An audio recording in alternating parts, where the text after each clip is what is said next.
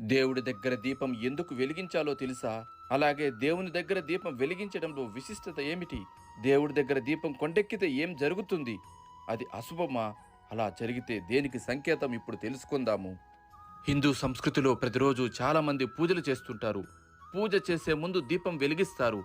ఈ సాంప్రదాయం తరతరాలుగా కొనసాగుతుంది. ఇంటి ప్రధాన ద్వారం ముందు, తులసి మొక్క ముందు ప్రతిరోజు దీపం వెలిగిస్తారు. దేవతారాధన, పారాయణ లేదా ఏదైనా శుభ కార్యక్రమంలో దీపం వెలిగించడం శుభప్రదంగా పరిగణిస్తారు.